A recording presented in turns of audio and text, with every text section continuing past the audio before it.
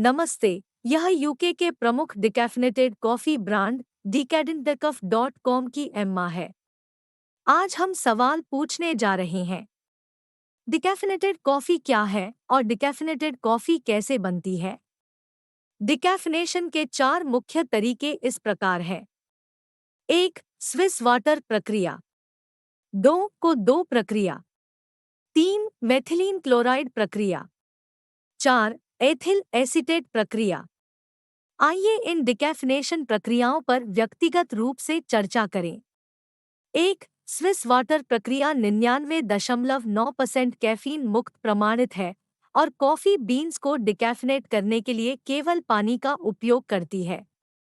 1980 के दशक में स्विट्जरलैंड में विकसित स्विस वाटर प्रक्रिया एक रासायनिक मुक्त प्रक्रिया है। हरी कच्ची कॉफ़ी बीन्स को वांछित कॉफ़ी घटकों से संतृप्त पानी का उपयोग करके कैफीन निकालने के लिए पानी में डुबोया जाता है, जिससे डिकैफिनेशन प्रक्रिया के दौरान कॉफ़ी के तेल और स्वाद की निकासी कम हो जाती है। इसका मतलब है कि कैफीन निकाला जाता है, लेकिन स्वाद नहीं।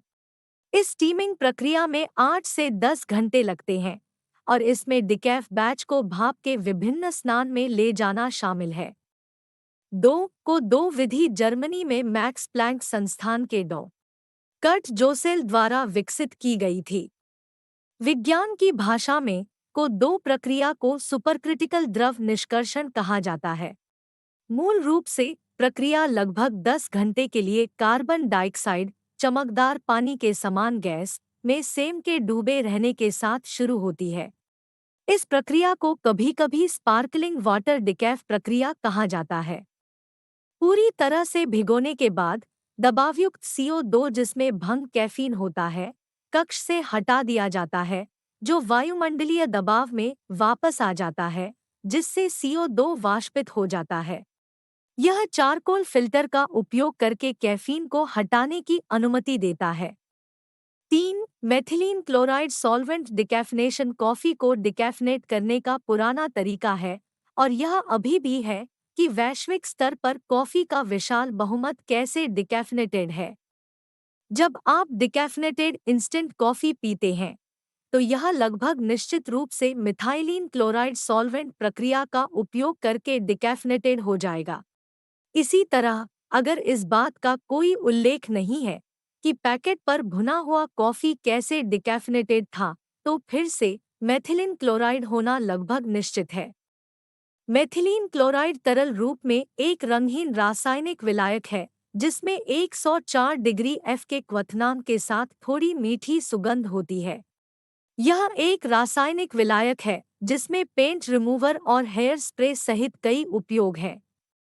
सबसे पहले, कॉफ़ी बीन्स को आंतरिक कॉफ़ी बीन से बीन के बाहरी सतह क्षेत्र में कैफीन खींचने के लिए भाप के साथ इलाज किया जाता है।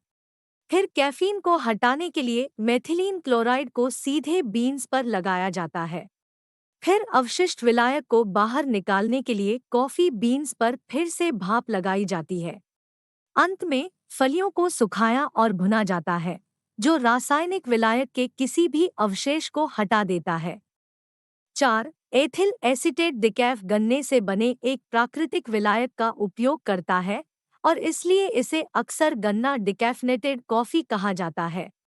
लेकिन विभिन्न वैज्ञानिक स्रोतों के अनुसार प्राकृतिक एथिल एसीटेट को इकट्ठा करने की लागत के कारण डिकैफिनेशन के लिए इस्तेमाल किया जाने वाला रसायन अक्सर वास्तव में सिंथेटिक होता है। प्रक्रिया तब शुरू होती है जब हरी बीन्स को पानी में भिगोया जाता है और फिर सेम की कोशिकाओं का विस्तार करने के लिए स्टीम किया जाता है। फिर हरी बीन्स को एथिल एसीटेट के घोल में भिगोया और धोया जाता है, जो कैफीन को आकर्षित करता है और हटा देता है। एथिल एसीटेट धोने के बाद कॉफ़ी को फिर से धोया जाता है, सुखाया जाता है और शिपिंग के लिए पैक किया जाता है।